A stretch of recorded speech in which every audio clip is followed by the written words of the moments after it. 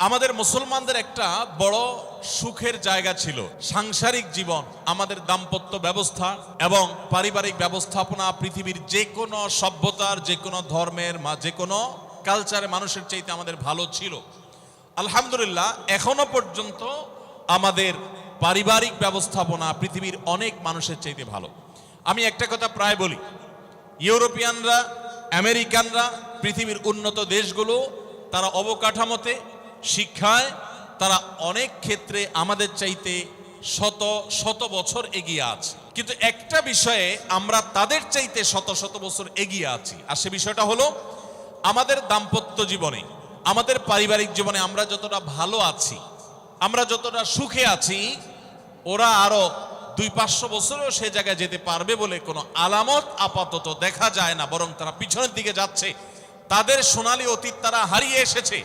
আমরা এখনো পারিবারিক জীবনে যতটা সুখ ভোগ করি, আমাদের দেশে, আমাদের সমাজে, মুসলমানদের মধ্যে সন্তানের সাথে মা বাবার যে বন্ডিং, বোঝাপড়া, ভাই বোনের পরস্পরের যে বোঝাপড়া, আমাদের স্বামী স্ত্রীর মধ্যকার যে সম্পর্ক, যে ভালোবাসা, যে সম্প্রীতি, যে সৌহার্দ্য, যে মমতা, যে স্নেহ এখনো পর্যন্ত বিরাজ আছে। পশ্চিমারা, ইউরোপিয়ানরা এগুলো কল্পনাও করতে পারে না। তারা জানেই না যে আমাদের এই সমাজে পারিবারিক সুখ এবং শান্তি আমরা এখনো কতটা উপভোগ করছি। কিন্তু ভাইরা আমার, আপনারা সবাই জানেন আমাদের ঘরে ঘরে এই পারিবারিক সম্পর্কগুলো, বিশেষ করে দাম্পত্য সম্পর্ক, স্বামী স্ত্রীর মধ্যকার সম্পর্ক, এটা দিন যত অতিবাহিত হচ্ছে, পশ্চিমা সংস্কৃতির কুপ্রভাবে আমাদের সমাজ থেকে সেগুলো হারিয়ে যাচ্ছে, ধ্বংস হয়ে যাচ্ছে। ভাই ভাইয়ের মধ্যে যে সম্পর্ক আগে ছিল, সেটা এখন আগের মতো নেই। ওদের চাইতে ভালো আছে, কিন্তু আমরা আগের চাইতে তুলনামূলক খারাপের দিকে চলে যাচ্ছি। স্বামী স্ত্রীর মধ্যকার যে সুসম্পর্ক ছিল, সেটা কি এখন আছে? বিবাহ বিচ্ছেদ, আগে পুরো থানায় একটা বিবাহ বিচ্ছেদের ঘটনা গোটা থানার মানুষকে নাড়িয়ে দিত, গোটা ইউনিয়নের মানুষকে নাড়িয়ে দিত। আর এখন আপনারা জানেন, বিবাহ হইতে দেরি, ভাঙতে দেরি নেই। চায়না মালও আরো বেশি সময় লাস্টিং করে, দাম্পত্য সম্পর্কগুলো এতটাও লাস্টিং করে না। পত্রিকার পাতা খুললে দেখা যায় প্রতিদিন যে পরিমাণ তালাক হচ্ছে, শুধু ঢাকায় আরো অনেক বছর আগে প্রতিদিন 39টা করে বিবাহ বিচ্ছেদের ঘটনা ঘটতো। যতগুলো বিবাহ নিবন্ধন হয়, যতগুলো বিবাহ রেজিস্ট্রেশন হয়, তালাকের পরিমাণ তার সাথে টেক্কা দিয়ে আগাচ্ছে। এরকম ভয়াবহ একটা অবস্থা বিরাজ করছে। অতএব আমাদের দাম্পত্য জীবনে, আমাদের পারিবারিক জীবনে সুখ এবং শান্তির জন্য কোরআন এবং হাদিসের আলোকে আমি কয়েকটি টিপস যতটুকু সম্ভব হয় সংক্ষেপে আপনাদের সামনে আলোচ করতে চাই। তার আগে কোরআনে কারীমের একটি আয়াত আমি পেশ করতে চাই। আল্লাহ রাব্বুল আলামিন কোরআনে কারীমে ইরশাদ করেছেন, ওমিন আয়াতিহি আন খালাকা লাকুম মিন আনফুসিকুম আজওয়াজান লিতাসকুনু ইলাইহা ওয়া জাআলা বাইনাকুম মাওয়াদ্দাতান ওয়া রাহমাহ ইন্না ফি যালিকা লাআয়াতিন লিকাওমিন ইয়াতাফাক্কারুন। আল্লাহ বলেছেন, তোমাদের পুরুষদের মধ্য থেকেই তোমাদের স্ত্রীগণকে সৃষ্টি করা হয়েছে। এর মানে সকল স্বামী থেকেই সকল স্ত্রী সৃষ্টি হয়নি। এর মানে প্রথম মানুষ আদম আলাইহিস সালাম থেকে প্রথম নারী, প্রথম পুরুষ আদম থেকে প্রথম নারী হাওয়াকে আল্লাহ তাআলা সৃষ্টি করেছেন তার বাম পাজরের হাড় থেকে। এরপর প্রত্যেকেই স্বতন্ত্রভাবে সৃষ্টি হয়েছেন। এই যে সৃষ্টি হয়েছে, আল্লাহ তাআলা বলেছেন কেন এটা করা হয়েছে। আদম আলাইহিস সালামকে সৃষ্টি করেছেন, তিনিই তো যথেষ্ট ছিলেন। আবার নারী হিসেবে হাওয়াকে কেন সৃষ্টি করলেন? আল্লাহ বলেছেন লিতাসকুনু ইলাইহা, যাতে করে তোমরা প্রশান্তি লাভ করতে পারো, একে অন্যের মাধ্যমে তোমাদের দুনিয়ার জীবনটা উপভোগ্য হয়, তোমরা যেন সুখে স্বাচ্ছন্দ্যে জীবন কাটাতে পারো, তোমরা যেন সুখে থাকতে পারো। এই আয়াত থেকে বোঝা গেল দাম্পত্য জীবনে সুখে থাকা এটা জীবনের সুখের অন্যতম মানদণ্ড। যার দাম্পত্য জীবনে সুখী না, সে অনেক সম্পদশালী হতে পারে, অনেক প্রভাবশালী হতে পারে, অনেক পদের অধিকারী হতে পারে, অনেক বড় দায়িত্বশীল হতে পারেন, অনেক বড় নেতা হতে পারেন, অনেক বড় পরিচিত পপুলার মানুষ হতে পারেন। তিনি সুখী না। সুখের অন্যতম বড় একটা প্যারামিটার হলো দাম্পত্য জীবনে সুখী হওয়া, স্বাচ্ছন্দ্যশীল হওয়া। তো নবী করিম সাল্লাল্লাহু আলাইহি সাল্লাম তিনি আমাদেরকে এমন কিছু নির্দেশনা দিয়ে গেছেন যেগুলো অনুসরণ করলে দাম্পত্য জীবনে আমরা সুখী হতে পারবো ইনশাআল্লাহ তাআলা। আল্লাহ বলেছেন যে আলা বাইনাকুম মাওয়াদ্দাতান ওয়া রাহমা, স্বামী স্ত্রীর মধ্যে আল্লাহ রাব্বুল আলামিন ভালোবাসা এবং সম্প্রীতি সৃষ্টি করে দিয়েছেন। দেখুন, স্বামী স্ত্রীর মধ্যকার যে সম্প্রীতি, বিবাহের মাধ্যমে বৈবাহিক জীবনে যে সম্প্রীতি হয়, যে ভালোবাসা হয়, বিবাহিত মানুষরা জানেন এই ভালোবাসা আল্লাহ তাআলা অন্য কোনো মাধ্যমে দান করেন না, অলৌকিক। শুধুমাত্র বিবাহের বন্ধনটা হওয়ার সঙ্গে সঙ্গেই পরস্পর প্রতি যে আন্তরিকতা হয়, যে ভালোবাসা হয়, এটা পৃথিবীতে বিরল। অবৈধ সম্পর্ক, বিবাহ ছাড়া যে সমস্ত রিলেশন হয় সেগুলোতে এই ধরনের ভালোবাসা, প্রকৃত সম্প্রীতি এগুলো কল্পনাও করা যায় না। তো আমরা সরাসরি পয়েন্টসে চলে যাই, কি কি কাজ করলে দাম্পত্য জীবনের সুখ বা স্বাচ্ছন্দ্য আমরা পেতে পারি। অনেক মানুষ আছেন আমাদের কাছে আসে, বিশেষ করে আমার কাছে যত মানুষ অফিসে আসেন, এক এক দিন কয়েকশো মানুষও দেখা যায় অফিসে আসেন, এমনও হয় কোনো দিন কয়েকশো মানুষও হয়। তো আমাদের অফিসে অনেকগুলো ডেস্ক আছে, অনেক আলেম আছেন, তারা সমাধান দেন বসে বসে, তারা সহযোগিতা করেন আমার সাথে। অনেকগুলো ডেস্ক বসাতে হয়েছে, এত বেশি মানুষ আসেন। আপনারা অবাক হবেন, সবচেয়ে বেশি মানুষ আসে যেই ইস্যুটাকে নিয়ে, সবচেয়ে বেশি মানুষ আসে সেটা হলো দাম্পত্য কলহ, স্বামী স্ত্রীর ঝগড়া বিবাদ, তালাক, এগুলো নিয়ে সবচেয়ে বেশি সংখ্যক মানুষ আছেন। এবং আপনারা আরো অবাক হবেন, গরিব মানুষদের মধ্যে স্বামী স্ত্রীর মধ্যকার দূরত্ব, তাদের মধ্যকার কলহ, দ্বন্দ্ব, ঝগড়া, ফাসাদ, এগুলোর পরিমাণ বা রেশিও যত বেশি, টাকা পয়সা যাদের আছে, সামাজিক অবস্থান যাদের ভালো, আমার অভিজ্ঞতা হলো তাদের মধ্যে দাম্পত্য জীবনে কলহের পরিমাণ তুলনামূলক বেশি। তাহলে অনেক যুবক আছেন যারা বিয়ে শাদী এখনো করেন নাই, শুধুমাত্র হাতটা কসলাচ্ছেন আর চিন্তা করতেছেন চাকরিটা শুরু করতে পারি, ব্যবসাটা শুরু করতে পারি, বিদেশটা যায় সারতে পারি, টাকার বস্তা কামাই করে ফেলবো। তখন বউ একেবারে শুয়ের মতো সোজা থাকবে, আমাকে দিল জুড়ে ভালোবাসবে, আদর করবে, ভালোবাসা হবে, সম্প্রীতি হবে। চোখে মুখে লাল নীল রঙিন স্বপ্ন অনেক যুবক ভাইরা এখনো দেখছেন। আপনাদেরকে বলছি, টাকা পয়সা দিয়ে দাম্পত্য জীবনে শান্তি কেনা যায় না। টাকা পয়সা এবং সামাজিক অবস্থান দিয়ে মানুষ সুখী হয় না। আমাদের কাছে অনেক মানুষ এসে চোখের পানি ফেলেন, তাদের সামাজিক অবস্থান অনেক মজবুত, তাদের সামাজিক স্ট্যাটাস কল্পনার অতীত, কিন্তু তারা পারিবারিকভাবে সুখী নন। আমানতদারিতার কারণে তাদের প্রাইভেসি রক্ষা করি আমরা, কখনো ইশারাঙ্গিত আমরা তাদের প্রাইভেসি ভঙ্গ হতে পারে সেভাবে বলি না।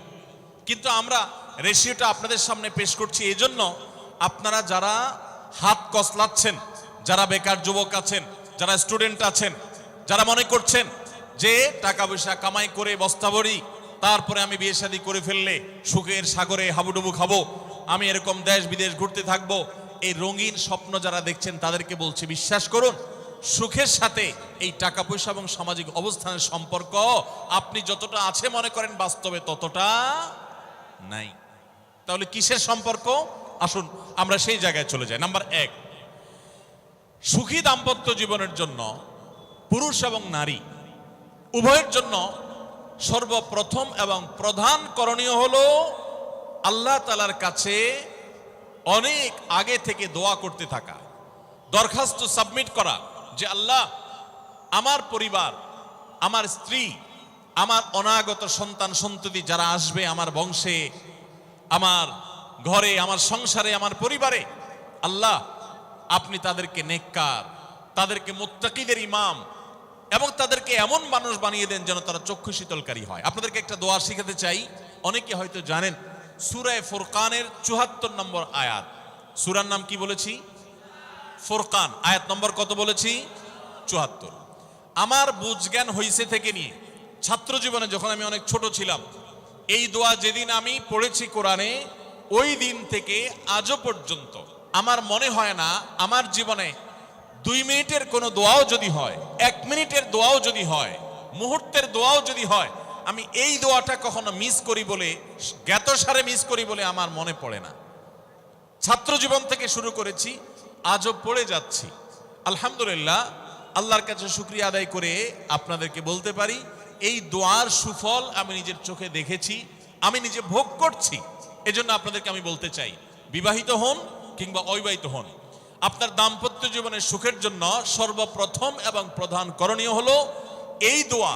এর বাইরে আরো সাধারণভাবে আল্লাহ তাআলার কাছে দোয়া করতে থাকা, যেন আল্লাহ তাআলা আপনাকে এমন একজন জীবন সঙ্গী দেন। মা বোনরা দোয়া করবেন জীবন সঙ্গী, আপনারা দোয়া করবেন এমন যেন জীবন সঙ্গিনী দেন, যে জীবন সঙ্গী আপনার চোখ জুড়ানোর মতো হবে। দেখুন, আল্লাহর ভাষা এমন যে এই ভাষা তো অলৌকিক, এটাতে কোনো মানুষের ভাষা নয়। দোয়ার ভাষ্য লক্ষ্য করেন, আল্লাহ শিক্ষা দিচ্ছেন আমাদেরকে, রব্বানা হাবলানা মিন আজওয়াজিনা ওয়া যুররিয়াতিনা কুররাতা আয়ুন। হে আমাদের রব, আমরা আপনার কাছে আপনার কাছে এমন স্ত্রী চাই, এমন সন্তান চাই, এমন পরিবার চাই যেই পরিবারের সদস্য, আমার স্ত্রী, আমার সন্তানরা আমার নয়ন জুড়াবে, আমার চোখ জুড়াবে, এরকম মানুষ চাই। একটু ভাষাটা লক্ষ্য করুন। আমরা সাধারণত দোয়া করলে কি চাই? আমরা এক একটা দিক চাই। ধরুন আপনার স্ত্রী মাশাআল্লাহ অনেক সুন্দরী, অপূর্ব সুন্দরী, তিনি আল্লাহ তাআলা তাকে অনেক রূপ লাবণ্য দিয়েছেন, কিন্তু তার যদি চরিত্রটা খারাপ হয়, তাহলে এই স্ত্রীকে আপনার নয়ন জুড়াবে, চোখ জুড়াবে, চক্ষু শীতলকারী হবে? আপনার স্ত্রীর চরিত্রও ভালো, দেখতে শুনতেও মাশাআল্লাহ সুন্দর, কিন্তু পড়ালেখা নেই, বুদ্ধিশুদ্ধি নেই, একটু বেকুব কিসিমের, তাহলে কি আপনার চোখ জুড়াবে? ভালো লাগবে? আপনার স্ত্রী শিক্ষা দীক্ষাও আছে, জ্ঞান গরিমায় মাশাআল্লাহ তিনি ভালো, রিচ, সমৃদ্ধ, আবার চেহারা সুন্দর, আবার তার মধ্যে তার চরিত্রের সমস্যা নেই, কিন্তু সমস্যা কি? সমস্যা ধরুন তার ভিতরে এমন রোগ আছে, শারীরিক রোগ, যেই রোগের কারণে আপনার জন্য সেটা বড় কঠিন পরিস্থিতির মুখোমুখি হতে হয়। ধরেন দুরারোগ্য কোনো ব্যাধি আছে, মরণ ব্যাধি আছে, এমন কোন রোগ আছে যেটার কারণে আপনাকেও সাফার করতে হয়, তাহলে এই স্ত্রী কি আপনার চোখ জুড়াবে? ঠিক একই কথা স্বামীর ক্ষেত্রেও প্রযোজ্য, সন্তানের ক্ষেত্রেও প্রযোজ্য। আল্লাহ তাআলা এমন একটা শব্দ শিক্ষা দিয়েছেন, দেখুন, আল্লাহর কাছে চাইতেও জানতে হয়। উল্টাপাল্টা দোয়া করলে দোয়া পূরণ হয়ে যাবে, কবুল হয়ে যাবে, কিন্তু আপনার কাজ হবে না। অনেক যুবক আছে আল্লাহর কাছে দোয়া করে, আল্লাহ বেশি না, লাখ 5 টাকা চাই। অনেক যুবক লিখে দেয় আমাদেরকে, হুজুর দোয়া করবেন, বেশি না, আমি আল্লাহর কাছে লাখ 5 টাকা চাই। আল্লাহরে টার্গেট দিয়ে দিছে, কত লাগবে? 5 লাখ। কেন? একটা বাইক কিনবে, যুবক মানুষ, রাস্তাঘাটে বাইক ছাড়া চললে ভালো লাগে না, একটা ভালো সেট কিনবে, না হলে ফেসবুক স্ট্যাটাস ভালো করে দেওয়া যায় না, ছবি তুলে দেওয়া যায় না। সাইফুল্লাহ ভাই ছবি তুলে দিতে বলছেন না, মাহফিলের ছবি তোলা যায় না। আর কিছু টাকা দিয়ে ছোটখাটো একটা দোকান কিছু একটা করবে, বিয়ে শাদীর ব্যবস্থা করবে, বাস, বেশি কিছু চাই না। তো আল্লাহ তাআলা 5 লাখ টাকা ধরেন আপনাকে দিয়ে দিল, সাথে একটা রোগও দিয়ে দিল, ওই রোগে খরচ হবে 6 লাখ। তাহলে আপনার এই 5 লাখের কোনো মানে আছে? আপনারা একটা প্রসিদ্ধ ঘটনা অনেকেই শুনেছেন, একটা চুটকি, যে এক যুবক দোয়া করছে, আল্লাহ তোমার কাছে আমি এমন একটা লাইফ চাই, বিশেষ করে বেকার যুবকরা এগুলো বেশি দোয়া করে, আল্লাহ তোমার কাছে এমন একটা লাইফ চাই, বেশি কিছু না, যে লাইফে 2 হাত ভর্তি টাকা থাকবে আর আশপাশে শুধু নারী আর নারী থাকবে, এরকম একটা লাইফ চাই। তো আল্লাহ তাআলা তার দোয়া কবুল করে ফেলছে। দোয়া কবুল করছেন কিভাবে? দোয়া কবুল করে তাকে আল্লাহ তাআলা এমন একটা বাসের কন্ট্রাক্টর বানিয়ে নিছেন, যে বাসটা হলো মহিলা বাস, চারপাশে শুধু নারী আর নারী, সব মানুষের, আর হাত ভর্তি টাকা আর টাকা সব বাস মালিকের। দোয়া কিন্তু কবুল হয়ে গেছে। তো আল্লাহ তাআলার কাছে উল্টাপাল্টা দোয়া করলে কি হয় দেখছেন? দেখুন, দাম্পত্য জীবনে সুখের জন্য দোয়া কিভাবে করতে হবে আল্লাহ শিখিয়ে দিয়েছেন। রব্বানা হাব লানা মিন আজওয়াজিনা ওয়া যুররিয়াতিনা কুররাতা আয়ুন, আল্লাহ আমার পরিবারের সদস্যরা যেন এমন হয় যে তাদেরকে দেখলে আমার নয়ন জুড়িয়ে যাবে। অর্থাৎ নয়ন জোড়াতে হলে সব দিক থেকে পারফেক্ট হতে হবে, সব দিক থেকে ভালো হতে হবে, তখনই তো দিল জুড়াবে। ওয়াজআলনা লিল মুত্তাকিনা ইমামা, আর আমাদের সবাইকে, গোটা পরিবারকে আপনি মুত্তাকিদের ইমাম বানায় দেন, সৎ মানুষ বানায় দেন। কারণ সৎ যদি না হয়, আল্লাহভীরু যদি না হয়, তাহলে কখনো তাদের মাধ্যমে আপনি সুখ শান্তি পেতে পারেন না। তাহলে প্রথম করণীয় দাম্পত্য জীবনের সুখের জন্য, সুখী দাম্পত্যের জন্য আল্লাহর কাছে দোয়া করতে থাকা। সূরা ফুরকানের ৭৪ নম্বর আয়াত, এর পাশাপাশি আরো যত আয়াত আছে, অথবা সাধারণভাবে আপনি আল্লাহর কাছে, আল্লাহ আমি ভালো সঙ্গী যেন পাই, সেজন্য দোয়া করতে থাকবো। আল্লাহ আমাদেরকে তৌফিক দান করুন। নাম্বার 2, জীবন সঙ্গী নির্বাচনের ক্ষেত্রে দিনদারিতাটাকে অগ্রাধিকার দেওয়া, ধার্মিকতাকে অগ্রাধিকার দেওয়া। নবী করিম সাল্লাল্লাহু আলাইহি সাল্লামের প্রসিদ্ধ একটা হাদিস আপনারা অনেকে শুনেছেন, তিনি বলেছেন, তুনকাহুল মারআতু লিআরবা, 4টি জিনিস দেখে সাধারণত মেয়েদেরকে বিয়ে করা হয়, বা মেয়েরা ছেলেদেরকে বিয়ে করে। 4টি জিনিস, সে 4টি জিনিসে একটি হলো লিমালিহা, সাধারণত পয়সা করে দেখে বিয়ে করা হয়।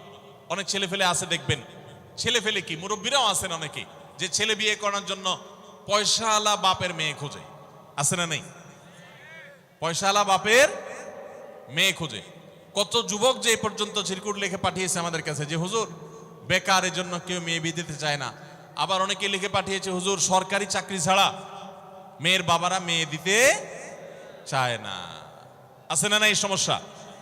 তো নবী সাল্লাল্লাহু আলাইহি সাল্লাম বলেছেন, সম্পদ দেখে অনেকে বিয়ে করে, আবার অনেকে রূপ লাবণ্য চেহারা ছবি দেখে বিয়ে করে, অনেকে সামাজিক অবস্থান প্রতিপত্তি বংশমর্যাদা দেখে বিয়ে করে, আর অনেকে দিনদারিতা ধার্মিকতা দেখে বিয়ে করে। নবী সাল্লাল্লাহু আলাইহি সাল্লাম বলেছেন, ফাজফার বিজাতিদ দ্বীন, তোমরা বিয়ের ক্ষেত্রে এই ধার্মিকতা দেখে বিয়ে করে সেই বিয়ে তোমরা সফল হওয়ার চেষ্টা করবে, কারণ এটাই হলো সুখের মূল চাবিকাঠি। আপনার স্ত্রী, আপনার স্বামী, আপনার জীবন সঙ্গী সঙ্গিনী যদি নেককার হন, আল্লাহভীরু হন, তার যদি কোনো একটা জায়গায় সারেন্ডার করার জায়গা থাকে, তো আপনি নিশ্চিত থাকতে পারেন তাকে নিয়ে আপনি সুখে থাকবেন। আর যদি সে আল্লাহর কাছে নিজেকে সারেন্ডার না করে, আল্লাহর কাছে নিজেকে আত্মসমর্পণ না করে, মুত্তাকি না হয়, আল্লাহভীরু না হয়, তাহলে তাকে দিয়ে আপনি কখনো প্রকৃত সুখ সন্ধান করতে পারবেন না। এজন্য ভাইরা, দাম্পত্য জীবনের সুখের জন্য দ্বিতীয় গুরুত্বপূর্ণ বিষয় হলো জীবন সঙ্গী সঙ্গে নির্বাচন করার ক্ষেত্রে অন্য যাই থাকুক আর না থাকুক, ধার্মিকতা আছে কিনা এটা দেখতে হবে। এটা যদি দেখেন তাহলে সেক্ষেত্রে ইনশাআল্লাহ আপনি সুখী হবেন। ধার্মিকতার আবার সংজ্ঞা কি? এখানে মুশকিল হলো, আজকাল মেয়েদের বোরকা পরলেই মনে করা হয় ধার্মিক, ছেলেরা নামাজ পড়তেছে মনে করা হয় ধার্মিক। এটুকুই শুধু ধার্মিকতার সংজ্ঞা নয়। ধার্মিকতার সবচেয়ে বড় সংজ্ঞা হলো কোরআন এবং হাদিসের সামনে সে নিজেকে আত্মসমর্পণ করে কিনা, সে সারেন্ডার করে কিনা, আল্লাহর নির্দেশ পেয়েছে, রাসূলের নির্দেশ পেয়েছে, আল্লাহর নিষেধাজ্ঞা রয়েছে, সেই জায়গায় সে থেমে যায় আর সে আগে বাড়ে না, নিজেকে সমর্পণ করে দেয়, মাথা নত করে ফেলে। এরকম যদি হয় তাহলে সেই ছেলে নিয়েও সুখী থাকবেন, সেই মেয়ে নিয়েও সুখী থাকবেন। আমি বিশেষ করে মেয়ের বাবারা যারা নিজের মেয়ে বিয়ে দেওয়ার জন্য সরকারি চাকরিজীবী খুঁজেন, পয়সাওয়ালা খুঁজেন, বড় বড় পদে থাকা মানুষগুলোকে খুঁজে বেড়ান, আমি তাদেরকে বলি, আপনার মেয়ের জন্য ফজরের নামাজের সামনের কাতারে থাকা যুবকগুলোকে খুঁজে বের করেন। এই যে যুবকরা চিৎকার করছে, সবাই ফজর নামাজ পড়েন? আল্লাহ সব যুবককে ফজর নামাজ জামাতের সাথে পড়ার তৌফিক দান করুন। ভাইরা আমার, যেই ছেলে আল্লাহকে ভয় করে, যেই ছেলের ভিতরে কোরআন এবং হাদিসের কাছে আত্মসমর্পণ করার মতো মানসিকতা আছে, এই ছেলে আর যা হোক তার স্ত্রীকে কখনো কষ্ট দিবে। যেই মেয়ে কোরআন হাদিসের কাছে নিজেকে সমর্পণ করেছে, কোরআন হাদিস যেহেতু স্বামীকে শ্রদ্ধা করতে বলে, এই মেয়ে কখনো স্বামীর প্রতি অশ্রদ্ধা করবে না। অতএব দাম্পত্য জীবনের অনেক গুরুত্বপূর্ণ একটা পয়েন্ট হলো এটা, যে আপনি তার রূপ লাবণ্য, সামাজিক অবস্থান, সম্পদ, পয়সা কড়ি এগুলো দেখেন বা না দেখেন, প্রধান বিবেচ্য বিষয় হবে তার ধার্মিকতা। এটা যদি দেখেন ইনশাআল্লাহ দেখবেন যে আপনি সুখে থাকবেন। আল্লাহ তাআলা আমাদের সবাইকে এই দিকটাকে বিবেচনা করে আমাদের দাম্পত্য জীবনকে গড়ে তোলার তৌফিক দান করুন। তৃতীয় যে পয়েন্টটি বলতে চাই তা হলো, দাম্পত্য জীবনের সুখের মূল মন্ত্র হলো সবর এবং শুকর। আমাদের দেশে সর্বস্তরে, শুধু দাম্পত্য জীবনে না, সব ক্ষেত্রে বেসবরি, ধৈর্যহীনতা, অসহিষ্ণুতা এটা এমন পর্যায়ে চলে গেছে, আপনারা পত্রিকার পাতা খুললেই দেখবেন যে বিয়ে বাড়িতে চিংড়ি মাছ দেওয়া হয়েছে সাইজ একটু ছোট, সেজন্য মারামারি হয়ে শুধু বিয়ে ভাঙছে তা নয়, 2-4 জন মারাও গেছে। শোনেন না আপনারা? মানে তা 4-5 দিন আগে নিউজ দেখলাম যে বিয়ের অনুষ্ঠানে সামান্য একটু কথা কাটাকাটিকে কেন্দ্র করে মেয়ের ভগ্নিপতি না খুব নিয়ারেস্ট একজনকে পিটিয়ে মেরেই ফেলেছে। ভাইরা আমার, এই ধরনের ঘটনা আপনারা শুনেন না? ঘরে ঘরে অসহিষ্ণুতা এবং ধৈর্যহীনতা। আমি একটা কথা প্রায় বলি, আপনারা কি জানেন কিয়ামতের ময়দানে আল্লাহর কাছে বান্দা কোন আমল করলে হিসেব ছাড়া জান্নাতে যাবে? ভাই, আল্লাহর কাছে হিসেব দিয়ে জান্নাতে যাওয়া কি সহজ কাম না কঠিন কাজ? আরে আল্লাহর কাছে তো অনেক দূরের কথা। আপনি যে প্রতিষ্ঠানে চাকরি করেন তার মালিকের কাছে, উপরস্থ বসের কাছে একেবারে পুঙ্খানুপুঙ্খ করে প্রতিটা পয়সার হিসাব দিয়ে একদম সবকিছুতে পারফেক্টনেস প্রমাণ করা, এটাই তো একটা কঠিন কাজ, দুঃসাধ্য কাজ। সেখানে সারা জীবনের হিসাব আল্লাহর কাছে দিয়ে পাই পাই করে তারপর আপনি জান্নাতে যাবেন, বিষয়টা এত সহজ না। তাহলে হিসেব ছাড়া আল্লাহ তাআলা এমনিতেই বলবেন হিসাব টিসাব নাই, তোমাকে এমনি জান্নাতে দিলাম, এটা চান আপনারা? দেখুন কোরআনে কারীম আল্লাহ তাআলা বলছেন, ইন্নামা ইউওয়াফাস সাবিরুনা আজরাহুম বিগাইরি হিসাব। আল্লাহ বিনিময় দেওয়ার ক্ষেত্রে, সওয়াব দেওয়ার ক্ষেত্রে দুনিয়াতে যারা সবরকারী হবে, যারা ধৈর্যশীল হবে, যারা সহিষ্ণু হবে, যারা নিজেকে নিয়ন্ত্রণ করতে পারবে, এই সবরকারীদেরকে আল্লাহ তাআলা হিসেব ছাড়া দিবেন, তাদেরকে সওয়াব দিবেন হিসেব ছাড়া। তাহলে আপনি যখন আপনার কর্মস্থলে থাকবেন আপনাকে ধৈর্য ধারণ করতে হবে। আপনি যখন পাবলিক পরিবহনে উঠবেন আপনার মাথা ঠান্ডা রাখতে হবে। আপনি যখন আপনার বাসা বাড়িতে থাকবেন, আপনার মাথা ঠান্ডা থাকতে হবে। মাথা গরম হয়ে যায় যাদের, হট মেজাজ যারা, কথায় কথায় মাথা গরম হয়ে যায়, ধৈর্যহীন হয়ে যায়, যেখানে সেখানে গন্ডগোল বাধায় দেয়, মারামারি বাধায় দেয়, ধৈর্য সহ্য বলতে কিছু নাই, এই লোকগুলো কিন্তু এই সৌভাগ্যবান মানুষদের কাতারে সামিল হতে পারবে না। ঠিক একইভাবে দাম্পত্য জীবনে সুখী হতে হলে সবর এবং শকর, এই দুইটা মূল মন্ত্রের কোনো বিকল্প পথ খোলা নেই। সেটা স্বামীর জন্য প্রযোজ্য, স্ত্রীর জন্য প্রযোজ্য। স্বামী হিসাবে আপনি স্ত্রীর অনেক অনিয়ম দেখতে পাবেন, অনেক কিছু দেখতে পাবেন, আপনার আকাঙ্ক্ষা, আপনার চাহিদা, প্রত্যাশার বিপরীত, আপনাকে সবর করতে হবে। ভাইরা আমার, আমাদের প্রিয় নবী সাল্লাল্লাহু আলাইহি সাল্লামের দাম্পত্য জীবনে কিন্তু টুনটান সমস্যা হয়েছে। আপনারা মনে করতে পারেন নবী সাল্লাল্লাহু আলাইহি সাল্লামের ঘর, ওনার স্ত্রীগণ সাহাবী, তারা উম্মুল মুমিনিন আমাদের মা, এত মর্যাদাবান মানুষ তারা, তাদের আবার ঝামেলা হয়েছে। ভাই, দাম্পত্য জীবনে টুকটাক সমস্যা তাদেরও হয়েছে। প্রিয় নবী সাল্লাল্লাহু আলাইহি সাল্লাম নিজে একদিন বাসা ছেড়ে মসজিদে নববীতে এসে মন খারাপ করে বসেছিলেন, তিনি বাসায় যাচ্ছেন না, অভিমান করে। ওমর রাদিয়াল্লাহু তাআলা আনহু বিষয়টা বুঝতে পেরে, তার মেয়ে যেহেতু নবী সাল্লাল্লাহু আলাইহি সাল্লামের স্ত্রী, তিনি সেখানে গিয়ে ভেতরে প্রবেশ করে তার সাথে কথা বলে, তথ্য উদ্ঘাটন করে সেটা মিটমাট করার ব্যবস্থা করেছেন। স্বয়ং নবী করিম সাল্লাল্লাহু আলাইহি সাল্লামের জামাতা, ইসলামের চতুর্থ খলিফা আলী রাদিয়াল্লাহু তাআলা আনহু, তার মতো এত মর্যাদাবান মানুষ, তার ঘরে স্ত্রী হিসাবে আছেন কে? মুহাম্মদ সাল্লাল্লাহু আলাইহি সাল্লামের মেয়ে, জান্নাতে নারীদের সর্দার ফাতিমা রাদিয়াল্লাহু তাআলা আনহা। এত বড় মানুষ তারা, স্বামী স্ত্রী দুইজন, দুই দিককার নেতৃত্বে, একজন যুবকদের নেতৃত্ব দিবে, আরেকজন জান্নাতি যুবতীদের, নারীদের নেতৃত্ব দিবে। এত বড় মর্যাদাবান মানুষ, তাদেরও দাম্পত্য জীবনে কিন্তু টুনটান হয়েছে। একবার আলী রাদিয়াল্লাহু তাআলা আনহু এসে মসজিদে টানটান হয়ে শুয়েছিলেন মাটিতে, মনটা খারাপ, ঘরে একটু হালকা ঝামেলা হয়েছে, তো এই জন্য মসজিদে নববীতে এসে মাটিতে শুয়ে আছে। নবী করিম সাল্লাল্লাহু আলাইহি ওয়াসাল্লাম দেখে বুঝতে পেরেছেন, টের পেয়ে গেছেন যে কিছু একটা হয়েছে বাসায়।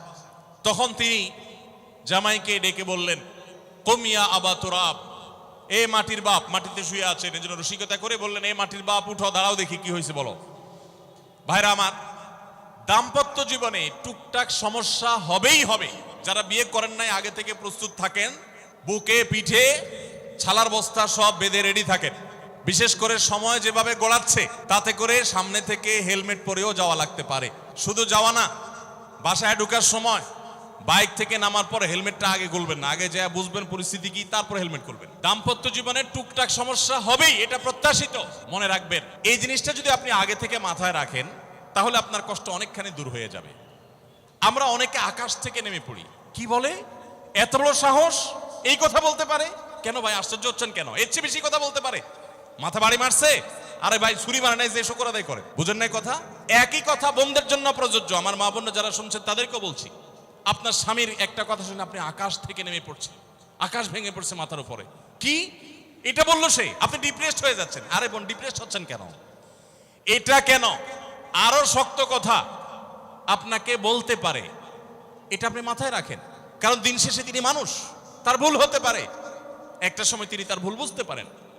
দাম্পত্য জীবনে যদি স্বামী স্ত্রী উভয়ে যদি ধৈর্যশীল না হয়, সবরকারী না হয়, হুটহাট রিয়াকশন করে ফেলে, কখনো দাম্পত্য জীবনে সুখী হওয়া সম্ভব নয়। মনে রাখতে হবে, একসাথে থাকতে গেলে, দুইটা পাতিল একসাথে থাকতে গেলে টুনটান লাগে না, বাধে হয় না? আপনার কাছে যদি কেউ এসে গাল গল্প দেয়, দেখবেন অনেকে গাল গল্প দেয়। গাল গল্প দেওয়া লোক আছে না নাই? ভাই 30 বছর সংসার করেছি, জীবনে আমাদের একটা কথা হয়নি, ডাহা মিথ্যুক, এ লোক ডাহা। আপনার 50 বছরের সংসারে কোনো বিষয় হয় না। হ্যাঁ, ঝগড়া করেন না, সেটা ভিন্ন বিষয়, কিন্তু ভিন্ন মত হবে না, দ্বিমত তৈরি হবে না, নিজেদের মধ্যে ভুল বোঝাবুঝি তৈরি হবে না, একবারও হবে না জীবনে, অসম্ভব। মুহাম্মদ সাল্লাল্লাহু আলাইহি সাল্লামের ঘরে যদি হয়ে থাকে, আলী রাদিয়াল্লাহু তাআলা ফ্যামিলিতে যদি হয়ে থাকে, সাহাবীদের ঘরে ঘরে যদি হয়ে থাকে, আপনি কে? মনে রাখবেন, এই সমস্ত ডাহা মিথ্যা কথা শুনে আপনি চিন্তা করেন, হায় হায় রে, তাহলে আমার বউটা এত ডাইনি। আর মহিলা চিন্তা করে, আমি স্বামীটা এত অমানুষ, কত বড় ডাকাত। দেখো, তার স্বামী স্ত্রী জীবনে কোনো কথা হয় না, আর আমার স্বামী ডেইলি একবার মা বাপ তুলে না গালিগালাজ করলে তার বাটের পেটে ব্যথা হজম হয় না। এই সমস্যাগুলো আছে না নাই? ভাইরা আমার, সবর করার জন্য, সবর করা সহজ হবে আগে থেকে যদি প্রস্তুত থাকেন যে এই সমস্যা হবে। আশরাফ আলী থানভী রাহমাতুল্লাহর নাম শুনছেন আপনারা? ভারত উপমহাদেশের এমন একজন আলেম ছিলেন, খুব বিচক্ষণ মানুষ ছিলেন, অনেক বিদগ্ধ মানুষ ছিলেন, অনেক বড় আল্লাহওয়ালা ছিলেন, নেককার মানুষ ছিলেন। তো থানভী রহমতুল্লাহর কাছে এক লোক এসে বলল, হুজুর আমার বাসায় যখনই যাই দরজাটা খুলতে দেরি, আমার মাথার উপরে আকাশ ভেঙে পড়তে দেরি নেই। যেটাই করি বাজার করে এনে তার হাতে দিলেও রাগ, রাখলেও রাগ, আমার সাথে সারাদিন শুধু ঘেউ ঘেউ করে হুজুর, আর সহ্য করতে পারি না। আমারে কোনো দোয়া দুরুদ আমল শিখায় দেন যে আমার এই বাসার অত্যাচারটা যেন থামে। তো থানভী রহমতুল্লাহ বললেন যে শোনো, তোমার একটা বুদ্ধি শিখাই দেই, দোয়া দুরুদ না। বুদ্ধি হলো এখন থেকে বাসায় গিয়ে দরজা নক করবা, যে নক করার আগে 1 মিনিটের মোরাকাবা করবা। কি করবা? মোরাকাবা বুঝেন? ধ্যান। ধ্যান কি ধ্যান করবা? দরজা যায় থামবা, থেমে চোখ বন্ধ করে মাথাটা নিচু করে চিন্তা করবা আমার ঘরের ভিতরে একটা কুকুর আছে, আর কুকুর মানুষ দেখলে কি করবে? ঘেউ ঘেউ করবে। অতএব এটাতে আমার রাগ ভাব তো কিছু নাই, কুকুর কেন ঘেউ ঘেউ করছে এটা জিজ্ঞেস করার তার এক বোকামি। অতএব এটা আমি মাথায় কিছু নেব না, ইগনোর করব। কুকুর থাকলে কুকুর তো ঘেউ ঘেউ করবেই, এটা চিন্তা করে এরপরে বিসমিল্লাহ পড়ে নক করবা। তো এই বুদ্ধি অনুযায়ী পরের দিন আসছে বাসা, আগে 1 মিনিট মোরাকাবা করছে, এরপরে দরজা নক করছে।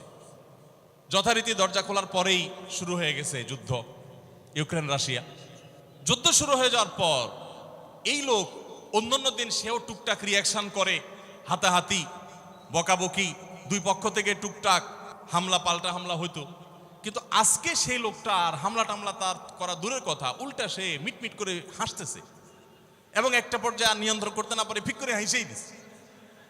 এবার বউ চিন্তা করতেছে কাহিনী কি, কারণ যারা ঝগড়া করে তাদের সাথে পাল্টা ঝগড়া না করলেও কিন্তু মেজাজ গরম হয়। কদিন আগে শুনছেন না পত্রিকায় যে এক মহিলা স্বামীরে ডিভোর্স দিছে, কেন? কারণ স্বামী ঝগড়া করে না। কদিন আগে পত্রিকা দেখছেন। এই মহিলা যখন দেখছে স্বামী হাইসা দিছে, সে এবার ঝগড়া টগড়া থামায়া বলতেছে, ঠান্ডা মাথা বলছে, কাহিনী কি বলো তো, তুমি হাসতেছো কেন? বল না না কিছু না কিছু না। সে তো বলবে না। স্বামী মনে করছে হয়তো অন্য কোনো কাহিনী আছে, কোনোভাবে উদ্ধার করতে পারে নাই। পরের দিন আবার সেম কাহিনী, আবারও হেসে দিচ্ছে। মহিলা চিন্তা করছে ব্যাপার কি, বলে না আজকে তো তোমার একদিন কি আমার একদিন, বলতেই হবে তোমার। কেন তুমি হাসতেছো? আমার ঝগড়ার বিনিময়ে তুমি ঝগড়া না করে হাসতেছো, অপমান করতেছো। আমার ঝগড়ার কোনো দাম নাই, আমি কি কথা বলতেছি না, এগুলো কোনো মূল্য নাই। যখন চেতে যাচ্ছে এবার বলতেছে, শোনো তুমি যেহেতু জোরই করতেছো, তাইলে আমি বলি, আমি গেছি এক হুজুরের কাছে, হুজুর আমার এই বুদ্ধি শিখাই দিছে, আমি সেই বুদ্ধি অনুযায়ী চিন্তা করি। এখন আমি চোখের সামনে যখন চিন্তা করি যে কুকুর গেউ করতেছে, আমার হাসি আসে। তখন বউ চিন্তা করে, কি বললা তুমি? তাহলে তুমি এই মনে করো আমারে? এবার থেকে বেচারি ঝগড়া করার আগেই তার থেমে যায়, চিন্তা করে হায় হায় আমি ঝগড়া করলে তো সে মনে মনে আমার ওইটা চিন্তা করবে। বুঝতে পারছেন? দাম্পত্য জীবনে একটু বুদ্ধিশুদ্ধি করে না চললে, শুধুমাত্র সোজা হয়ে দোয়া দুরুদ পড়বেন আর সব সোজা হয়ে যাবে শুয়ের মতো, এত সোজা না। একটু বুদ্ধিশুদ্ধি খাটায় চলতে হয় এবং সবর করতে হয়। এই যে ভদ্রলোক যদি সবর না করতেন, তাহলে মারামারি কাটাকাটি করে কখনো সমাধান হয় না। স্বামী স্ত্রী উভয়কেই আমরা এই যে ঘটনা বলেছি, এই ঘটনার মাধ্যমে কাউকে ছোট করার উদ্দেশ্য না, জাস্ট বোঝানোর উদ্দেশ্য। এটা বিপরীত দিক থেকেও হতে পারে যে আমরা সবর করতে হবে দাম্পত্য জীবনে। তাহলে আগে থেকে, যদি এই ঘটনা বলার উদ্দেশ্য হলো যে এই ভদ্রলোক আগে থেকে যখন অপেক্ষা করছেন যে হ্যাঁ অনাকাঙ্ক্ষিত কিছু হতেই পারে, তখন এটার জন্য প্রস্তুত থাকার কারণে আর তার ঝামেলা বাড়ে নাই, বরং কমছে। এখন আপনি যদি আগে থেকে প্রস্তুত থাকেন, দাম্পত্য জীবন টুকটাক সমস্যা হবেই, দুই ঘরে দুইজন মানুষ একসাথ হয়েছি, বহু কিছুতে গরমিল হবে। অতএব আমরা সবর করব, ধৈর্য ধারণ করব, ভালো দিনগুলো দেখব। প্রিয় নবী সাল্লাল্লাহু আলাইহি সাল্লাম বলেছেন, তুমি তোমার স্ত্রীর কোনো কিছু দেখে যদি রাগান্বিত হও, তুমি তোমার আপনার স্বামীটা হয়তো অমানুষ, সে আপনাকে গালিগালাজ করে কিন্তু চরিত্রহীন না। অনেকের স্বামীটা খুব ভদ্র কিন্তু চরিত্রহীন, ব্যবহার ভালো করে চরিত্রহীন, তাদের কষ্ট আপনার চাইতে কম না। অনেকের স্বামী খুব ভদ্র কিন্তু বেকার, 2 পয়সা কামাই করতে পারে না, সারাদিন ঘরে বসে বসে খায় আর শ্বশুরবাড়ি থেকে যৌতুক এনে আইনা খায়, নিশ্চয় আপনি তার চাইতে ভালো আছেন। মানুষ এভাবে যখন ভালো দিকগুলো চিন্তা করবে, তখন তার ভিতরে শকর আসবে। তাহলে দাম্পত্য জীবনে সুখ শান্তির জন্য তৃতীয় করণীয় হলো সবর এবং শকরের চর্চা করা। আল্লাহ আমাদের সবাইকে তৌফিক দান করুন। 4 নম্বর হলো স্বীকৃতি দিতে জানা। অনেক লোক আছে নিজেকে খুব শিয়ানা মনে করে, স্বামী হয়ে বউর তারিফ করতে রাজি না, বউ হয়ে স্বামীর তারিফ করতে। দাম্পত্য জীবনের সুখের জন্য একে অন্যের তারিফ করার কোনো বিকল্প নাই। প্রিয় নবী সাল্লাল্লাহু আলাইহি সাল্লাম তার স্ত্রীদের তারিফ করতেন, প্রশংসা করতেন। আয়েশা রাদিয়াল্লাহু তাআলা আনহাকে বলেছেন যে আয়েশা, তোমার অবস্থানটা হলো খাদ্যের মধ্যে সারিদ নামক একটা বিশেষ খাদ্য আছে, রুটি এবং গোশতের ঝোল মিছিয়ে আরবরা খায়। নবী সাল্লাল্লাহু আলাইহি সাল্লাম বলেছেন, সারিদ এই খাদ্যটা যেরকম খুব প্রিয় অন্য সব খাদ্যের চাইতে আমার কাছে, অন্য সব নারীদের চাইতে তুমি আমার কাছে সেরকম প্রিয়। আপনারা জানেন স্বামী স্ত্রী একে অন্যের সাথে মিথ্যা কথা বলা, বউয়ের সাথে মিথ্যা কথা বলা, মিথ্যা কথা বলে সব ধরনের মিথ্যা কথা না, পামপট্টিমূলক মিথ্যা কথা বলা, প্রশংসামূলক মিথ্যা কথা বলা, এটা জায়েজ আছে। মিথ্যা কথা বলা কোথাও কিন্তু জায়েজ নাই। মিথ্যা কথা বলা ইসলামের জঘন্য অপরাধ।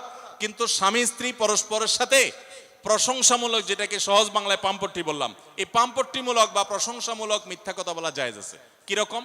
আবার এটা যাই এখন থেকে বাজার থেকে 500 টাকার কাপড় নিয়ে যায় বলেন 2000 টাকা দিয়ে কিনছি, এটা কিন্তু জায়েজ নাই। কেন জায়েজ নাই? কারণ কোনোভাবে যদি ওই 500 টাকার ট্যাগ মহিলা ধরে ফেলতে পারে, তাহলে মায়ের কিন্তু একটাও নিচে পড়বে না। বলবে মিথ্যুকের পুত মিথ্যুক, সারা জন্ম এই কাম করে আসছোস, তাইলে ওই রকম মিথ্যা কথা বলা যাবে না।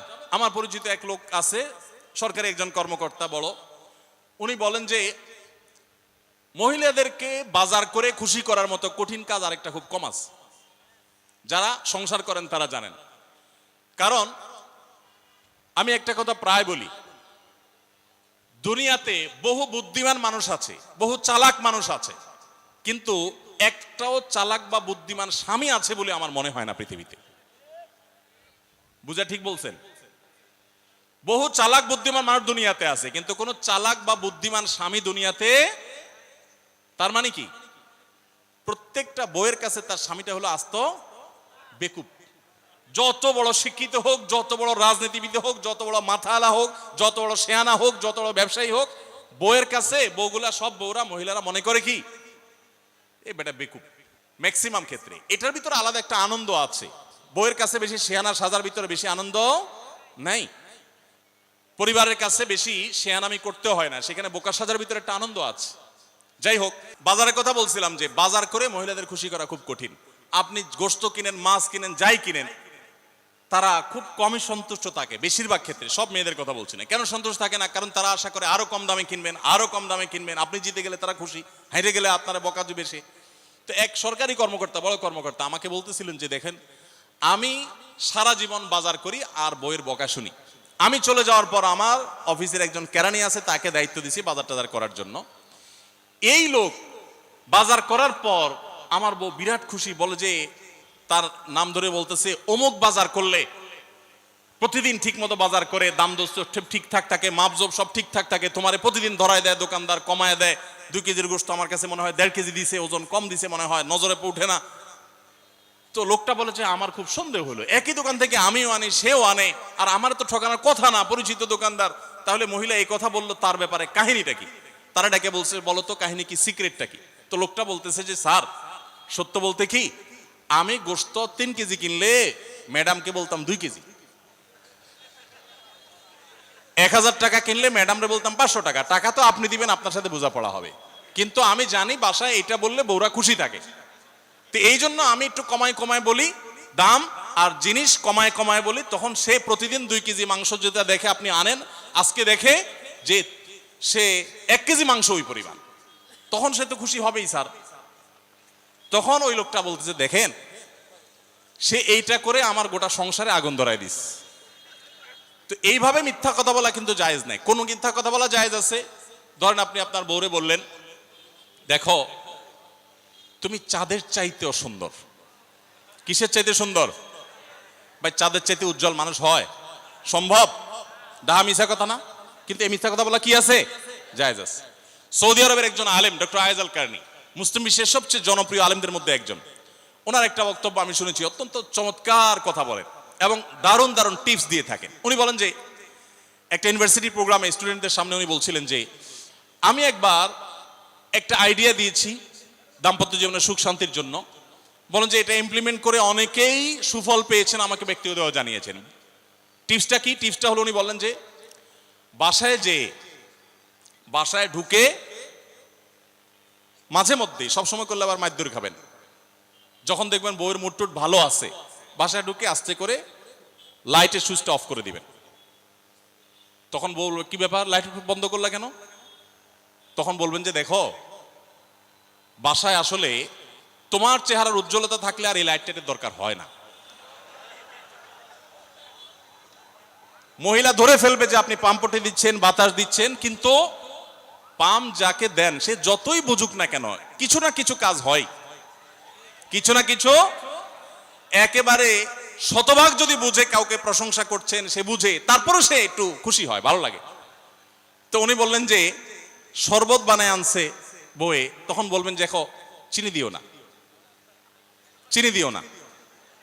তারপর বউরে বলবেন যে আঙ্গুলটা একটু চুবাই দাও। কেন? কারণ তুমি আঙ্গুলটা চুবাই দিলে ওটা চিনি চাইতে বেশি মিষ্টি লাগে। এই যে কথাগুলো, এই কথাগুলো আসলে সত্য কথা না। তো এই টাইপের কথা স্বামী স্ত্রীর মধ্যে মিথ্যা হলেও সেটা কি আছে? জায়েজ আছে। ভাইরা আমার, তো এই জন্য দাম্পত্য জীবনে সুখ শান্তির জন্য একে অন্যকে ভালোবাসা, প্রশংসা করতে জানা, বিশেষ করে স্বীকৃতি দিতে জানা, ভালো গুণগুলোর কথা বলা, এটা হারিয়ে গেছে। অনেকে মনে করে যে না, ভালো গুণ বললে মাথায় উঠবে, এটা ভুল। মাথায় উঠবে সেটা ব্যালেন্স করার জন্য আপনাকে অন্য কাজ করতে হবে, কিন্তু তাই বলে প্রশংসা করতে কার্পণ্য করা যাবে না, স্বীকৃতি দিতে হবে। 5 নম্বর হলো দাম্পত্য জীবনের সুখ শান্তির জন্য একে অন্যের যে কনসার্নের জায়গাগুলো আছে, ইস্যুগুলো আছে, এগুলোকে মাথায় রেখে চলতে হয়। যেমন আপনি স্বামী হিসাবে বউয়ের বাপের বাড়ির মানুষদের বদনামি থাকলেও করবেন না। তারা কৃপণ, তারা অনেক সমস্যা আছে, এগুলো থাকলেও বউয়ের কাছে করবেন না। কারণ কোনো মেয়ের কাছেই নিজের বাপ মা, নিজের ভাই বোনের কোনো দোষ শুনতে ভালো লাগে। আপনি তার কাছে বললে সমাধান হবে না, তো বরং অশান্তি বাড়বে। তাহলে কি লাভ? আপনি এগুলো ভেতরে ভিতরে রাখেন, সবকিছু বলতে যান না। এবং তাদের পারলে আরো প্রশংসা করেন যে আমার শাশুড়ির রান্নাটা খুব ভালো, মাশাআল্লাহ, আমার শ্যালকের এই গুণটা খুবই ভালো, আমার শ্যালিকার ওই গুণটা ভালো। যত বেশি তার বাপের বাড়ি তারিফ করবেন, দেখবেন যে আপনার ঘর পুরাই শান্তি। ঠিক একইভাবে মা বোনরা যারা আছেন, তারা স্বামীদের দুর্বল পয়েন্টগুলোকে মাথায় রাখবেন। যে কথা বললে স্বামী স্ত্রী উভয় জানেন যে যেটা বললে তার মনে কষ্ট হয়, সেটা তাকে বলবেন না।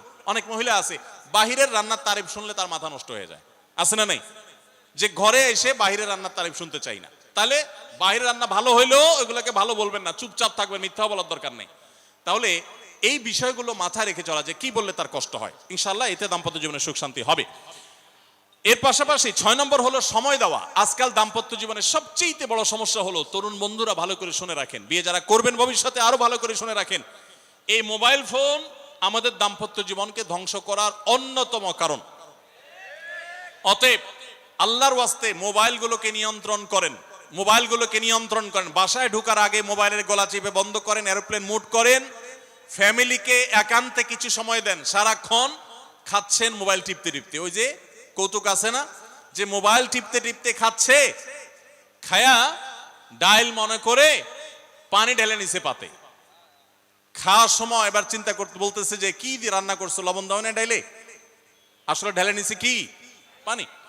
তো মোবাইল টিপতে টিপতে যদি মানুষ সংসারে স্বামী স্ত্রী একে অন্যের সাথে সময় কাটায়, তাহলে দাম্পত্য জীবনে অশান্তি নিশ্চিত। যত অশান্তি এবং যত ঝগড়া, যত ভুল বোঝাবুঝি আমাদের ফ্যামিলিগুলোতে হয়, এর অন্যতম প্রধান কারণ হলো এই মোবাইল এডিকশন, মোবাইল আসক্তি। স্বামী বলেন স্ত্রী বলেন উভয় একান্তে স্বামী স্ত্রী বাসা বাড়িতে তো অবস্থান যতদিন করবেন, ব্যবসা বাণিজ্য, কাজ কাম, আল্লাহর হস্তে, এগুলো সব জমা রেখে তারপর স্বামী স্ত্রী একে অন্যকে সময় দিবেন, ইনশাআল্লাহ দাম্পত্য জীবনের সুখ শান্তি আসবে। 7 নম্বর পয়েন্ট হলো, যেটা আমি একটু আগে বলে ফেলেছি, সেটা হলো অন্যের সুখের মিথ্যা গল্প শুনতে যাবেন না। অর্থাৎ আপনার কাছে কেউ যদি বলে দোস্ত বলিস না, তোর ভাবি তার রান্না, তার আচরণ, এই যে গল্পগুলো দিবে না, এগুলো শুনবেন না। সাথে সাথে বলবেন যে বেটা হয় চাপাবাজি করতেছে, আর না হলে শয়তান এগুলো আমাকে শোনাচ্ছে, আমাকে অশান্তি সৃষ্টি করবার জন্য। মহিলাদের ক্ষেত্রে এটা প্রযোজ্য, যে অনেক মহিলা এসে বলবে ভাবি, আপা কি বলবো, আর আপনার ভাই এত কেয়ারিং, কি যে যত্ন করে আমারে, আমার দিক খুব খেয়াল রাখে, একটু সমস্যা হতে দেয় না, বাইরে গেলে একটু পর পর ফোন দিয়ে মেসেজ দিয়ে খবর নেয়। বুঝবেন যে সাক্ষাৎ শয়তান হাজির হয়ে গেছে। এই লোক হয়তো সৎ উদ্দেশ্যে বলছে, কিন্তু শয়তান তাকে দিয়ে বলাচ্ছে আপনাকে অশান্তিতে ফেলার জন্য। মনে রাখবেন, যারা নিজেদের তারিফ করে তারা হয়তো পজিটিভ মানুষ দেখে তারিফ করে, তাদের সংসারে এমন এমন অশান্তি হয় যেগুলো হয়তো আপনাদের হয় না, শুধুমাত্র শয়তান ওইগুলো আপনার সামনে হাজির করছে। খবরদার, ওইগুলো দেখে খুব সহজেই একে অন্যের প্রতি জাজমেন্ট করতে যাবেন না। তাহলে দাম্পত্য জীবনে সুখ শান্তির জন্য অন্যের সুখের মিথ্যা গল্প শুনতে যাবেন না। যদি সত্য গল্পও হয়, তবুও মনে রাখবেন যে হয়তো সে একটা দিক তুলে ধরছে, তাদের আরো আরো চ্যাপ্টার আছে, সেটা তারা তুলে ধরছে না। তাদের চাইতে আমরা আলহামদুলিল্লাহ কম সুখে নাই। নিজেদের পজিটিভ গুলো দেখার চেষ্টা করবেন। 8 নম্বর, ক্ষমা করতে শেখা। দেখুন, ক্ষমা করতে না পারলে দাম্পত্য জীবনে কেন, কোন জীবনে আপনি কখনো সুখী হতে পারবেন না। সবকিছুকে অনেক বড় করে দেখবেন না, অনেক কিছুকে ক্লোজ করবেন, ছোট করবেন। এবং মনে রাখবেন, আল্লাহ তাআলা ক্ষমাশীলকে ভালোবাসেন। কোরআনে আল্লাহ তাআলা একাধিক জায়গা বলেছেন, যারা ক্ষমা করে আল্লাহ তাদেরকে ভালোবাসেন। আপনি যদি বলেন যে কতবার ক্ষমা করব, যতবার আপনি আল্লাহর কাছে ক্ষমা আশা করেন, আপনি আপনার স্ত্রীকে, আপনি আপনার স্বামীকে, আপনার জীবন সঙ্গীকে, যে কোনো মানুষকে ততবার ক্ষমা করবেন। আপনি জীবনে একই পাপ কতবার করেন, আল্লাহ মাফ করবেন আশা করেন না? তাহলে আপনার আল্লাহর বান্দাকে কেন আপনি ক্ষমা করবেন না? বিধায় ক্ষমা করা এটা শিখতে হবে। কখনো কোনো ভুল হয়েছে বুঝতে পারলে পণ্ডিতি না করে সাথে সাথে ভুল স্বীকার করা জানতে হবে, যে হ্যাঁ এটা আমি ভুল করেছি। হ্যাঁ, এটা স্বীকার করলে সে একটু মাথায় উঠে যাবে, সে একটু লাই পেয়ে যাবে, পাক। কিন্তু এটা একটা ভালো গুণ, পরবর্তীতে এটাকে ব্যালেন্স করতে পারবেন অন্যভাবে। ভুল স্বীকার করবেন। মেয়েদের সাথে বিশেষ করে যখন ঝগড়াঝাটি হয়, কোনো কিছু হয়, মনে করেন ঝগড়া তুমুল আকারে চলে গেছে, এখন আপনার স্ত্রী আপনার মৃত্যুদণ্ড জারি করবেন, জাস্ট এটা বাকি আছে। এই টাইমটাতে আপনি যদি চান যে এই রাগের পারদকে পাতাল থেকে মুহূর্তের ভিতর, আমি আকাশ থেকে মুহূর্তের ভিতরে পাতালে নামায় আনবো, আগুনের সাথে সাথে পানি করব, একটা বুদ্ধি, একটা কাজ করবেন, সাথে সাথে পানি হয়ে যাবে। সেটা কি? এতক্ষণ যা তর্ক করছেন, এখন বলেন যে আসলে তুমি ঠিক বলছো, আমারটা ভুল, ব্যাস দেখবেন যে আগুন পানি হয়ে গেছে সাথে সাথে। তো ভুল স্বীকার করতে পারে, এটা শুধু স্বামীরা না, স্ত্রীদের ক্ষেত্রে একই কথা প্রযোজ্য। এটা অনেক বড় একটা গুণ, বিশেষ করে ক্ষমা করতে পারা। ক্ষমা করতে যারা পারে না, তাদেরকে আল্লাহ ভালোবাসেন না। আল্লাহ তাআলা বলেছেন যে আল্লাহ তাআলা ক্ষমাশীল মানুষদেরকে ভালোবাসেন। বিধায় আমরা ক্ষমা করতে শিখবো ইনশাআল্লাহ। 9 নম্বর হলো, শয়তান যে সমস্ত জায়গাতে ধোঁকা দেয়, এই জায়গাগুলোকে ক্লিয়ার রাখা। যেমন একটা পয়েন্ট বলি, স্বামী স্ত্রীর মধ্যে কিছু কিছু জিনিস প্রাইভেট থাকতে পারে। আপনার স্ত্রী আপনার শ্বশুর বাড়িতে ফোনে কথা বলেছে, কি বলেছে, আম্মা তোমার সাথে কি বলেছে, তোমার আব্বা কি বলেছে, তোমার ভাই কি বলেছে, ব্যক্তিগত বিষয়গুলো খুব বেশি খোঁচাখুচি করে জানতে যাবেন না। এগুলো জানতে গেলে অশান্তি হবে। এবং অনেক সময় দেখা যেতে পারে কোনো কিছু দেখে আপনার সন্দেহ হয়েছে, তাহলে এটা পেটের ভিতর রাখবেন না। আবার খারাপ ভাবে উপস্থাপন না করে সুন্দরভাবে উপস্থাপন করুন যে আমার কাছে এরকম মনে হয়েছে। তাতে সাময়িক ঝগড়া হোক, কিন্তু আপনি ক্লিয়ার হয়ে যাবেন এবং নিজেদের মধ্যে কোনো ঝামেলা থাকবে না। শয়তান বিশেষ করে ওয়াসওয়াসা, কুমন্ত্রণা, সন্দেহের রোগ দিয়া দাম্পত্য জীবনে সবচেয়ে বেশি অশান্তি তৈরি করে। এই জন্য সন্দেহকে কোনো স্থান দিবেন না। যখনই সন্দেহ আসবে বুঝবেন যে শয়তান এটা সৃষ্টি করছে। সর্বশেষ 10 নম্বর হলো, শাসন করার যদি কখনো দরকার হয়, স্বামী হোক আর স্ত্রী হোক বা সাধারণ মানুষের ক্ষেত্রে এটা প্রযোজ্য, রাগের মাথায় কখনো শাসন করবেন না। শাসন করতে হলে মাথা গরম হয়ে গেছে, একটু সবর করবেন, ঠান্ডা মাথায়, শীতল মাথায় তারপরে শাসন করবেন। যখন রাগ উঠছে তখন কিছু বলতে যাবেন না। আপনার রাগ উঠছে আজকে, আপনি নিয়ত করেন আগামী 24 ঘন্টা পর এটার আমি বিচার করব, একটা বিহিত করব, এটার আমি কিছু একটা করে ছাড়বো। 24 ঘন্টা টাইম নেন, ইনশাআল্লাহ আপনি নিশ্চিত থাকেন 24 ঘন্টা পর যদি আপনি এটা নিয়ে বসেন, তাহলে আপনার এই বসাটা অনেক বেশি হবে ন্যায়সঙ্গত। এটাতে কোনো প্রকার সীমালঙ্ঘন থাকবে না, রাগের চোটে অন্যায় আচরণ হবে না, জুলুম হবে না, বাড়াবাড়ি হবে না, যথাযথ শাসন হবে। যে কোনো মানুষের ক্ষেত্রে এটা প্রযোজ্য। আপনার একটা ছেলে এমন কোন অন্যায় কাজ করছে, আপনি এখন তাকে মাথা হট হয়ে গেছে, এখন শাসন করতে গেলে জুলুম হয়ে যেতে পারে, একটু সবর করেন, সময় নেন, দেখবেন রাগটা প্রশমিত হয়ে লেভেলে চলে আসছে। এরপর যদি শাসন করেন দেখবেন জুলুম হবে না। তো স্বামী স্ত্রী উভয়ের ক্ষেত্রে একই কথা প্রযোজ্য। ঝগড়া যখন করতে মন চায়, মেজাজ যখন গরম হয়, তখন না করে একটু পরে করেন। আমি সৌদি আরবে প্রবাসে যখন ছিলাম, আমি দেখেছি অনেক বাংলাদেশি ভাইয়েরা, তখন নেটের এত বেশি প্রচলন ছিল না, তারা মোবাইলে একটার পর একটা কার্ড রিচার্জ করতো 50 রিয়াল 100 রিয়াল দিয়া। কেন? শুধুমাত্র বউয়ের সাথে ঝগড়া করার জন্য। কিসের জন্য? কারণ কথা বলতেছে, মনে করেন কোন একটা বিষয় নিয়ে তুমুল বিশ্বযুদ্ধ বেঁধে গেছে দুজনের, এখন এই পাশ থেকে ওই পাশ থেকে কথা চালাচালি, ঝগড়াঝাটি চলতেছে, চিল্লানি চেঁচামেচি, হঠাৎ করে লাইন কেটে গেছে, ব্যালেন্স শেষ, দৌড় দিয়ে চলে গেছে দোকানে, এই তাড়াতাড়ি একটা কার্ড দেন ভাই, তাড়াতাড়ি রিচার্জ করতেছে। কেন? তাকে এখন কি করতে হবে? অসমাপ্ত ঝগড়ার সেকেন্ড ইনিংস শেষ করতে হবে। আবার কার্ড শেষ হয়ে যাচ্ছে, ইনিংস ঘোষণা হয়ে গেছে, আবার যায় সে কার্ড রিচার্জ করে থার্ড ইনিংসে ঝগড়া করছে। কত বড় বেকুব চিন্তা করে, কত বড় নির্বুদ্ধিতা। এই ঝগড়াটা স্বামী স্ত্রী যদি দুই জায়গায় থাকেন, ফোনে যদি ঝগড়া হয়, আমি বুদ্ধি দেই যে ফোনটা যখনই দেখলেন যে ঝগড়া শুরু হয়ে গেছে, তখন সাথে সাথে মোবাইলটা অফ করে ফেলান। অফ করে 3 দিন মাত্র রাখেন।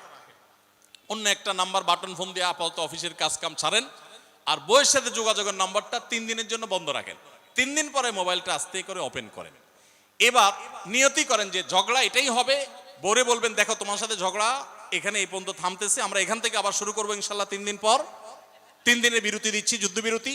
3 দিন পরে যদি শুরু করেন, আমি তো দায়িত্ব নিয়ে বলতে পারি, লিখিত দিতে পারি আপনাকে, 3 দিনের পর যখন আবার নতুন করে শুরু করবেন ইনশাআল্লাহ দেখবেন আগের ঝগড়ার যে দুইজনের একজনেরও আর কিছুই নেই।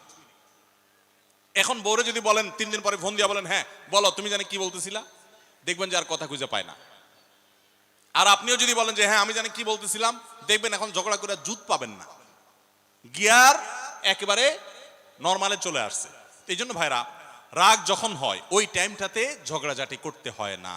তাহলে সেক্ষেত্রে দাম্পত্য জীবনে অশান্তি থেকে অনেকখানি বাঁচা যায়। যে ঠিক আছে আমরা ঝগড়া করব, এই বিষয়ে আমরা এখন কথা বলবো না, কালকে কথা বলবো, একটু অপেক্ষা করেন, উভয়ের জন্য সেখানে কল্যাণ থাকবে।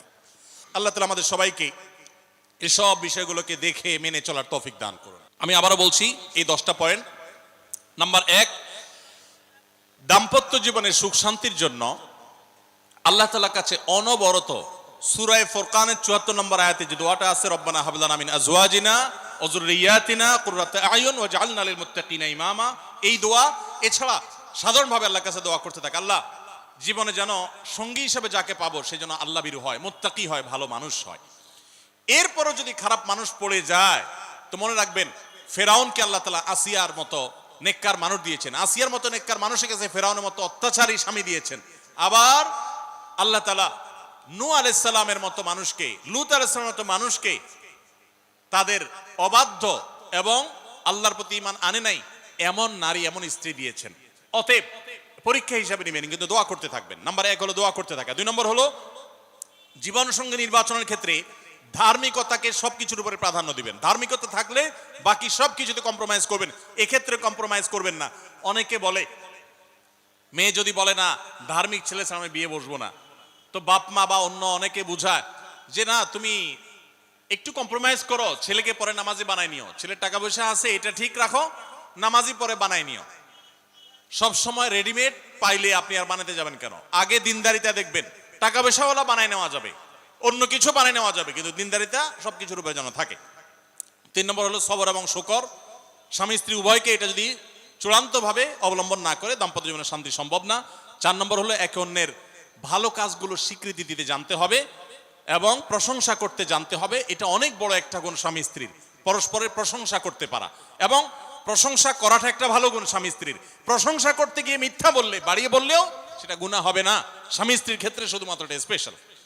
আর 5 নম্বর হলো স্বামী স্ত্রী পরস্পরের দুর্বল জায়গাগুলোতে আঘাত করা যাবে না। যে জিনিসটা কথা বললে তিনি মনে কষ্ট পান ওইটা তাকে বলা যাবে না, ওইগুলো থেকে এড়িয়ে চলতে হবে। যে এই বিষয়ে তিনি কথা বলতে চান না, স্বামী তার মায়ের বিষয়ে যদি বলে রাগ হয়ে যায় তাহলে এই বিষয়ে আমি কোনো কথা বলবো না, ভুল থাকলেও সেগুলো দেখেও না দেখার ভান করব, সবর করব। আর 6 নম্বর হলো স্বামী স্ত্রী একে অন্যকে সময় দিবেন। সময় যদি দেন, এখন মহিলারাও সময় দেয় না, পুরুষরাও সময় দেয় না, এই জন্যই ভুল বোঝাবুঝি তৈরি হয়, দূরত্ব তৈরি হয়।